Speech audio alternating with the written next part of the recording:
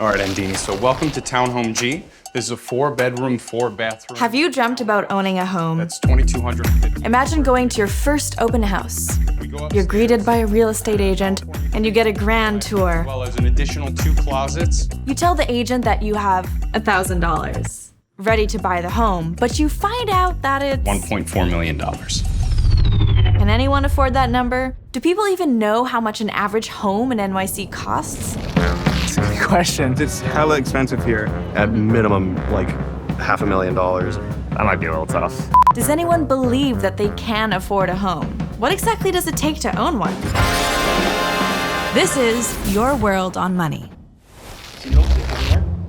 So this might sound obvious, but homeownership is either owning the home you live in outright or making an arrangement with the bank where you will pay them to eventually own the home. Homeownership is an investment that can help build wealth over time. But as the average price of a home in the United States fluctuates year to year, that's an investment not everyone can make or should make. I don't know about you, but $400K seems like a lot of money that I don't have. So how are the younger generations supposed to afford homes? We'll get to that, but first, let's look back into when homeownership became more accessible for the everyday American. During the 1800s in the US, the only way to own a home was to pay for it outright or build it yourself on the land that you owned. By the 1860s, some banks decided to lend people money to purchase homes. These loans were known as mortgages, and by the 1890s, they were increasingly popular. However, home ownership was still not nearly as accessible as it is today. The GI Bill of 1944 helped establish low-interest mortgages for World War II veterans and created with it a huge demand for housing. This eventually led to the creation of the suburbs. Well, hello, Mackenzie. Thank you so much for joining me here today. Hi, I'm so excited to talk to you all about home ownership today. How does home ownership differ from renting? Home ownership is owning the actual asset of a house. You own the house or you own the apartment. With home ownership, you're paying someone on a monthly basis and you actually own the entity. So what are the benefits for investing in a home? Home ownership is an investment in yourself, and it's an investment in your future. Aside from just the incredible financial security and longevity, is that your home poses as an investment. So the good old term of equity.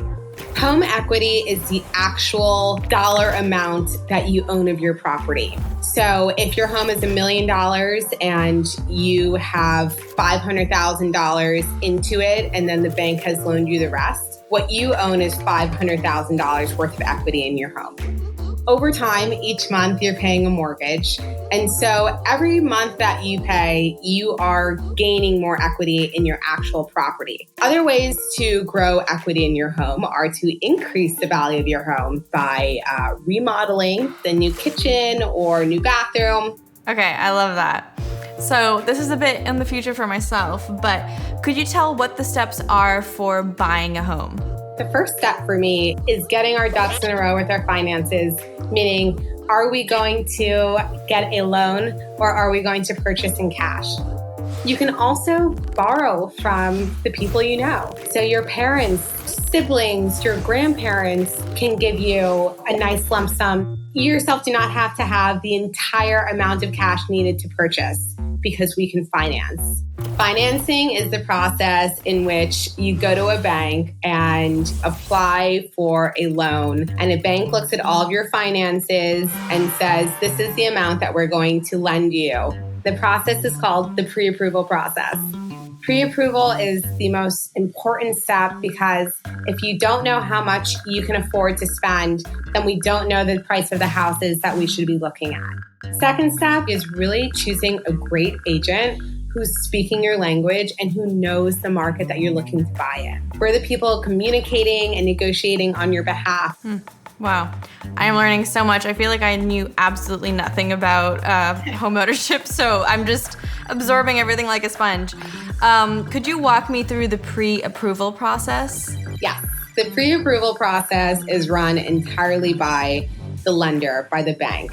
The way that they do it is by collecting a number of financial documents to assess your stability and your ability to purchase and pay off this house over 10, 15, 30 years time.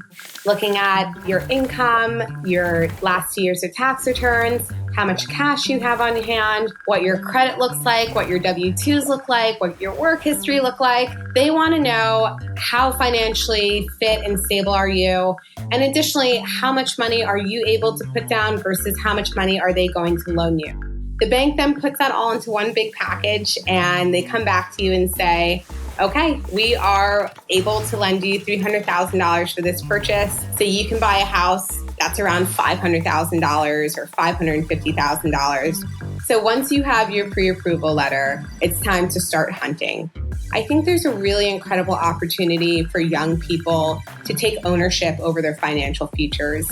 And I think the biggest way that most young people can do it is through home ownership. And so the biggest thing I would say is if you pay attention and if you focus on it, you can make it happen just like we do everything else. Wisdom. I love that. Putting your energy towards homeownership. Thank you so much, Mackenzie. Truly appreciate your time. Thank you. And I'll see you when you buy your next home. Yes, I will be back. While homeownership can seem complicated, it's worth figuring out to see if it's right for you. Define your goals and purpose for owning a home and really think about homeownership as an investment. Buying a home is expensive, but thankfully you don't have to have all the cash because there are many professionals out there who can help you with financing a home. Whether it's a few years from now or soon, I very much look forward to buying a home.